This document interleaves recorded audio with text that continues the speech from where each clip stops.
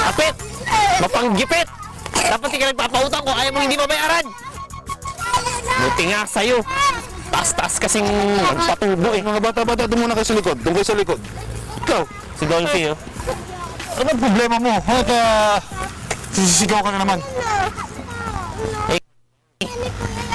Hindi, aga-aga, visit. Hindi maganda araw ko. Kaya alam mo ba si Aling Berta? Yung inutangan ko ng 5-6? Hindi ako nakapagbayad. Tama ba namang ipahiya ako? Huwag kang mag-alala. Kung magiging bahagi ka ng mahigit 3 milyong pamilyang beneficiary ng Pantawid Pamilyang Pilipino Program o 4Ps, ang programa naman nakapaloob din naman sa Philippine Development Plan o PDP. Plano ng pamahalaan para iangat sila sa kahirapan. At alam mo na, matulungan na kayo at di nyo napapasin yung buong daigdig. Matutulungan. Yan din sabi sa akin ni Aling Berte. Tulong-tulong. Utang pala. Tubong lugaw pa. Gipit na nga ako. Ginigipit pa. Baka yan din ang gawin ng gobyerno yan sa mga mahihirap na katulad ko eh. Alam mo, nagkakamali ka. Ang hangarin ng Philippine Development Plan o ng gobyerno ay iahon ka sa kahirapan. Hindi yung gipitin ka gaya ng ginagawa sa inyong Aling Berta. Teka nga, alam mo, sige. Medyo kumbinsido na ako eh. Paano ba ako matutulungan yung 4-piece na yan? Kasi, alam mo yung mga anak ko, purgang-purga na sa kamote, kawawa naman. Teka, ilan ba anak mo? Anak ko, ako wala pa, pero yung misis ko, meron 3, tapos buntis pa siya ngayon. Huwag na natin pag-usapan yung iba. Alam mo kasi, Mr. 4-piece, aka Kilo. Pabor naman ako dyan sa tinatawag mong 4-piece na yan eh. Siyempre, sino ba naman ang ayaw ng pera, di ba? Oh. Kaya lang kasi, nakakasiguro ka ba na yung 4-piece na yan, makakapagpabago sa buhay naming mahihirap? Oo naman. Actually, nabago na talaga. Ayon nga dun sa Conditional Cash Transfer Impact Evaluation ng 2012 dun sa DSWD at ng iba pang organization, bumuti na ang kalusugan at talagang pumapasok na sa eskwelahan yung mga batang benepisyaryo ng 4Ps. Ganon din yung mga buntis. Nabibigyan na sila ng tamang pag-aaruga. Talagang walang maiiwan sa pag-asenso. Mamaya-maya, ipapaliwanag ko din sa'yo kung papaano yan. Sige na nga. Pero, alam mo kasi, tambay ako ngayon eh. Pwede pa rin ba ako maging 4-piece beneficiary? Alam mo ba yung National Household Targeting System Oo! Hindi. Ano ba yun? for Poverty Reduction? Hindi. Sila kasi yung pumipili ng posibleng 4-piece beneficiary. Kailangan pumasa ka sa kanila. Pwede maging beneficiary ang buntis o ang magulang na may anak 14 taon gulang pababa ang edad. Sakto ah. Pasok ako sa aplikasyon mo ah. Teka, paano ka naman makukuha yung pera? Kailangan mong magawa yung mga kondisyones. Kondisyones na naman? Ano naman yan? Kung yung kunyari may anak ka na 3 to 5 years old, dapat i-enroll mo sa daycare o preschool at dapat mapasukan ng anak mo ang at least 85% ng bilang ng araw sa eskwela. Ba't kailangan may ganyan-ganyan pa? Siyempre, ganoon talaga.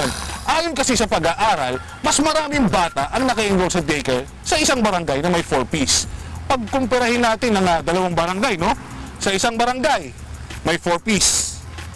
Isa, wala. Oo. Di ba?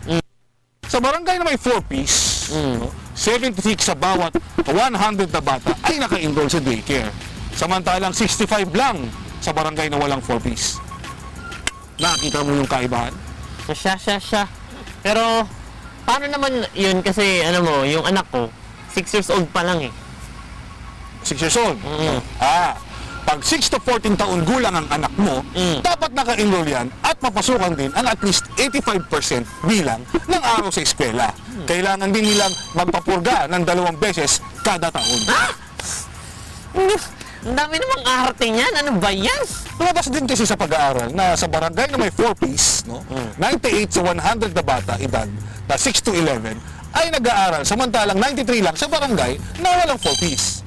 At 95 to 96 na batang edad, 6 to 14, sa barangay na may 4-piece ay nag-aaral. 91 lang sa wala. At wag ka, no? 85 sa kanila ay nagpapapurga, samantalang 80 lang sa kabila, yung wala. Eh, paano yan? Kasi yung isa kong anak, 2 years old pa lang. 0 to 5 gulang ay nagpapakabakuna at regular na nagpapacheck up dapat sa health center para maiwasan yung sakit. Nasa yung misis mo, di ba? Dapat magpa-prenatal siya at magpa-postnatal care. Kailan ba mga anak yung SP mo? Kailan nga ba? Susunod na buwan eh. Kasi, ba't may pa ganyan-ganyan pa? Kasi nga, lumalabas sa kanilang pag-aaral na 81 sa bawat 100 na batang edad 75 taon ay nakakainom ng vitamin A. Samantalang 75 lang sa wala. At 64 sa 100 na buntis sa barangay na may 4-piece, take note ay nakakapag-prenatal check-up. Samantalang 54 lang sa wala. Ayos pala yun, ano? Yan ang 4-piece. At dapat, sa skill-trained health personnel siya nanganganak at hindi basta-basta kung saan-saan. At kayo naman mga magulang o guardians, kailangan nyo dumalo sa family development sessions o responsible parenthood seminar at parenting education sessions. Alam mo, ayos, kaya lang, demanding pala yan eh. Ano ba naman angas? Dasino lang naman yun kumpara sa benepisyo nga pwede mo makukuha mula sa programang yan. Kung hindi nyo magagawa yan, pwede ka matanggal. Sige na, pupunta na ako, pero magkano ba makukuha ko? Ali? Sa ngayon, mahigit 3 milyong mahihirap sa pamilya, no? Mahigit 6 na milyong bata ang nakikinabang sa 4-piece. At ang bawat kasaping pamilya na nakakatanggap ng health grant ay 500 pesos kada buwan.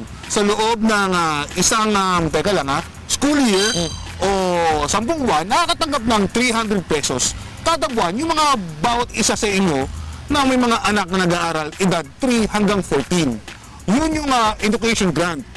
Kung 4 ang iyong anak, 3 lang pwede. So, ayun. Habang buhay ba akong makakatanggap dyan? Mukhang ayos yan Alam mo, gaya na sinasabi ko sa inyo, sa 4-piece, hindi lang kayo bibigyan ng isda. Tuturuan kayong mamingwit ng isda. Kapag medyo umahon na yung pamilya mo sa hirap, may karapatan ng DSWD na i-adjust ang iyong grant. Okay lang. Kahit 400 lang ang health grant, okay na yun. Teka, ibigay mo na nga sa akin yung, ATM. Dali, may bibilhin ako Tsaka ka na, bakit sinasabi mo yung isa, hindi best, gano'n na lang yun, no? Kailangan mo pa rin patulangin na kwalipikado ka. Hindi naman ako nagsisinungaling eh. 3 talaga ang anak ko. Yung asawa ko may isa pang dinadala. Wala ka namang asawa.